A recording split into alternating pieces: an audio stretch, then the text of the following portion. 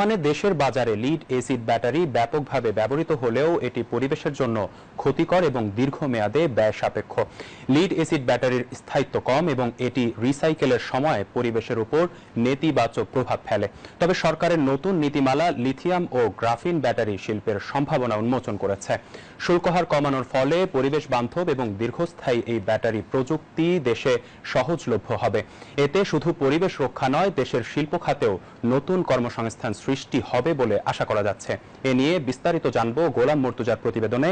ক্যামেরায় ছিলেন শিমুল কুমার।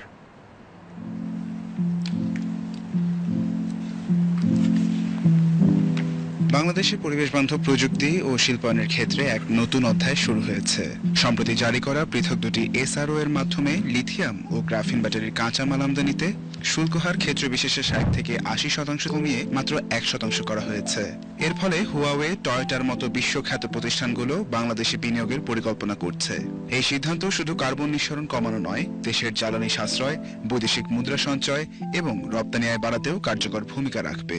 লিথিয়াম এবং লিথিয়াম গ্রাফিন ব্যাটারিটা আসলে একদম রিসেন্ট ব্যাটারি, এটা রিসেন্ট টেকনোলজি আমরা বলবো। এবং এদের যে এনার্জি ডেন্সিটি, একটা ব্যাটারির জন্য একটা এনার্জি ডেন্সিটি একটা খুব ইম্পর্টেন্ট টার্ম। এর মধ্যে মানে একটা কম জায়গার মধ্যে অনেক এনার্জি স্টোর করা যায় এবং খুব ফাস্ট চার্জ হয়, সেটা তাড়াতাড়ি চার্জ হয় এবং অনেকক্ষণ সেই চার্জ ধরে রাখতে পারে। আমরা যদি কম্পিটিটিভ মার্কেট চিন্তা করি, কারণ যে লিড এসিড ব্যাটারিটা মার্কেটে এত পপুলার হওয়ার কারণ যে এটার দাম কম, কিন্তু এটা লাইফ স্প্যানও কম, লাইফ টাইমও কম। একটা লিড এসিড ব্যাটারি 1.5 থেকে 2 বছরের বেশি এটা যায় না, নষ্ট হয়ে যায়। বাট আমরা যে লিথিয়াম আয়নের একটা ব্যাটারি, দাম বেশি, বাট এটা কিন্তু দেখা যাচ্ছে 5 থেকে 10 বছর ব্যবহারের উপরে, চার্জিং ডিসচার্জিংয়ের উপরে এটা অনেক বছর ব্যবহার করা যায়। তো লাইফ টাইম চিন্তা করলে এটা সাশ্রয়ী হবে। বিশ্ববাজারে লিথিয়াম ব্যাটারির চাহিদা দিন দিন বাড়ছে। 2030 সালের মধ্যে এই বাজার 85 বিলিয়ন মার্কিন ডলার থেকে বেড়ে 300 বিলিয়ন মার্কিন ডলারে পৌঁছাবে বলে ধারণা করা হচ্ছে। রিনিউয়েবল এনার্জি নিয়ে দীর্ঘদিনের গবেষণার আলোকে এই বিশেষজ্ঞ আরও জানান, লিথিয়াম ব্যাটারির স্থানীয় উৎপাদন শুধু পরিবেশগত সুফলই দেবে না, নতুন কর্মসংস্থানেরও সুযোগ সৃষ্টি করবে।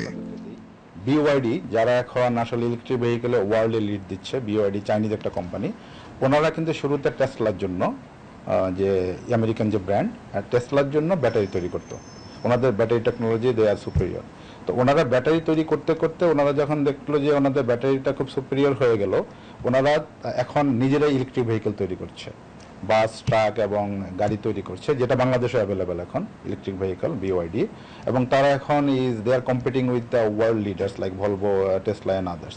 সো এটা কিন্তু যখন বাংলাদেশে ব্যাটারিটা যখন আমরা সুপ্রিমেসি অর্জন করবো বা খুব গুড কোয়ালিটি ব্যাটারি যখন তৈরি করতে পারবো, ওইটার সাথে সাথে কিন্তু আমাদের অন্যান্য ইভি আমরা নিজেরাই হয়তো অ্যাসেম্বলি করবো, নিজেরাই হয়তো ডিজাইন করে নিজেরাই তৈরি করতে পারবো। তার জন্য রিসার্চ আমরা করতে, কম্বাইন্ড রিসার্চ, মাল্টিডিসিপ্লিনারি রিসার্চ আমরা করতে হবে। অবশ্যই সেটা আমাদের সামনে আসবে। বিশ্বব্যাপী ব্যাটারি শিল্প বর্তমানে চায়না নির্ভর। বিশ্বের প্রায় 70 থেকে 73% ব্যাটারি চায়না তৈরি করে। তবে মানসম্মত উৎপাদন নিশ্চিত করতে পারলে বাংলাদেশের তৈরি ব্যাটারি আন্তর্জাতিক বাজারে গুরুত্বপূর্ণ ভূমিকা রাখতে পারে। এক্ষেত্রে প্রয়োজনীয় গবেষণার পাশাপাশি যুগোপযোগী নীতিমালার প্রণয়নও জরুরি বলে মনে করছেন সংশ্লিষ্টরা। লিথিয়াম ও গ্রাফিন ব্যাটারির কাঁচা মাল আমদানিতে শুল্ক হার কমানোর ফলে দেশের ব্যাটারি শিল্পে উন্মোচিত হয়েছে নতুন দিগন্তের। বিশেষজ্ঞরা বলছেন, এই উদ্যোগ যেমন বাংলাদেশকে সবুজ প্রযুক্তিতে এগিয়ে নিয়ে যাবে, তেমনি বিশ্ববাজারে তৈরি করবে দেশের তৈরি ব্যাটারি চাহিদা। গোলাম মর্তুজা, বিটিভি নিউজ, ঢাকা।